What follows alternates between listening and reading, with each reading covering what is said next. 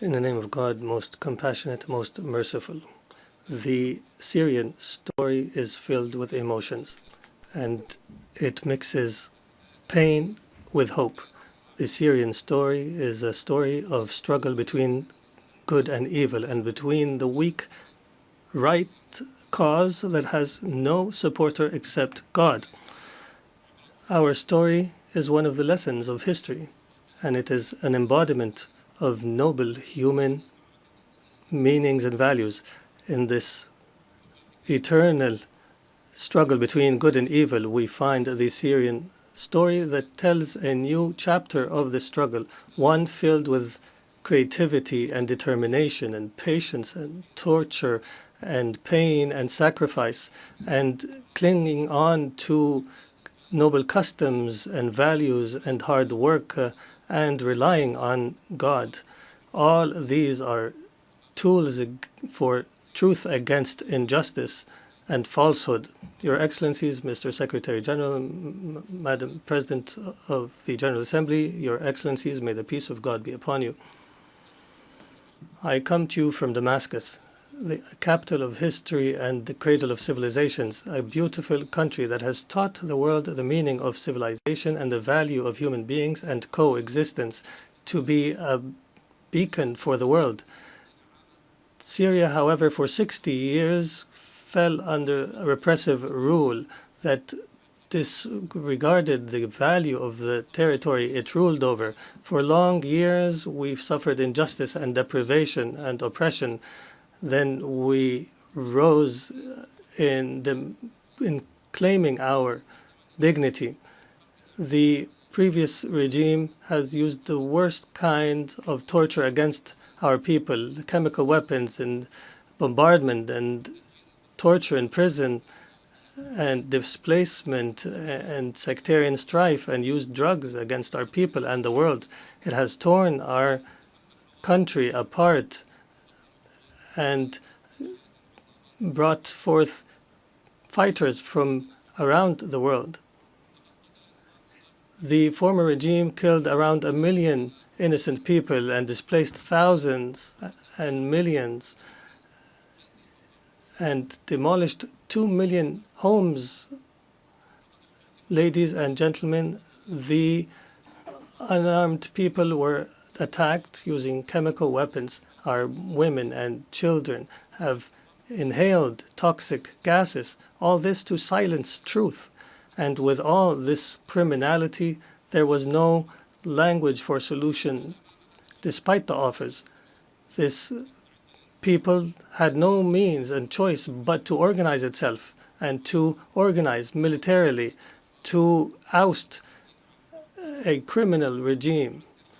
It was a military operation that was filled with mercy and good and that prioritized tolerance and that did not target civilians. It targeted justice without vengeance. We restored our right and we became victorious for sake of our grievances. We were victorious for the mothers of martyrs and for all of you, people of the world, for the future of our children and yours. And we paved the way for the return of refugees, and we destroyed the trafficking of drugs. Accordingly, Syria has transformed from an exporter of crisis to an opportunity for peace for Syria and the region. Ladies and gentlemen, this unique Syrian achievement and the solidarity between our peoples have led us to try to uproot sectarianism and to fight against attempts to divide our country once again. But the Syrian people are aware enough to understand and to resist. We formed commissions for fact-finding and granted access to UN fact-finding missions. I guarantee to bring to justice everyone accountable and responsible for bloodshed.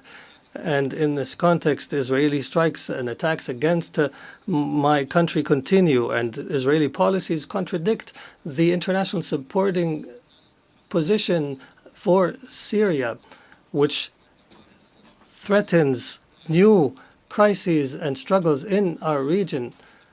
For this purpose, and in face of this aggression, Syria is committed to dialogue, and we're committed to the Disengagement of Forces Agreement of 1974, and we call on the international community to stand beside us in the face of these attacks. Ladies and gentlemen, from the very moment the former regime fell, we set out a clear strategic policy built upon three pillars: balanced diplomacy, security, stability, and economic development. We filled the power vacuum, called for an inclusive national dialogue, and announced a government of competence.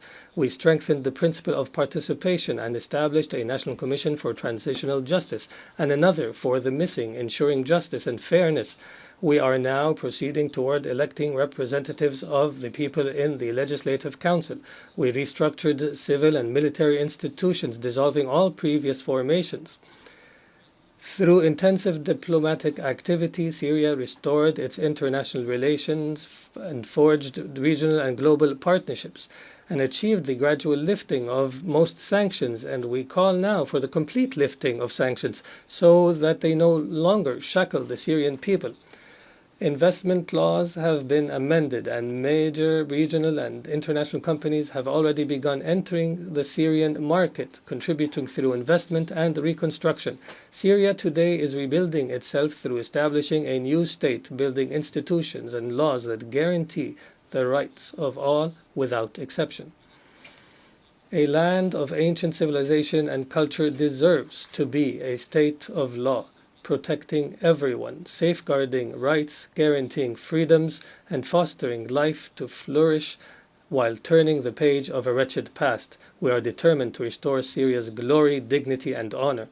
And in continuation of the Syrian story, I declare before you today the triumph of truth over falsehood. Truth has come and falsehood has perished. Syria is reclaiming its rightful place among the nations of the world. This announcement is the echo of a great people's will, a people who forged glory throughout the ages, who rose again from beneath the rubble to restore their rights and freedom and dignity. On behalf of the Syrian people, I extend gratitude to everyone who stood by the Syrian cause, who aided Syrians in their tragedy, and who welcomed them in their countries, and to all nations and peoples who rejoiced in the victory of the Syrian people's will. And I particularly thank Turkey, Qatar, the Kingdom of Saudi Arabia, and all Arab and Islamic states, the United States of America, and the European Union. And before I conclude, let me affirm, the suffering Syria endured, we wish upon no one. We are among the peoples most deeply aware of the horrors of war and destruction. For this reason, we stand firmly with the people of Gaza. For this reason, we stand firmly with the people of Gaza, its children and women, and all peoples facing violations and aggression. We call for an immediate end to the war. In conclusion, the Syrian story has not come to an end. It continues to write a new chapter entitled Peace, Prosperity, and Development, and may the peace of God be upon you.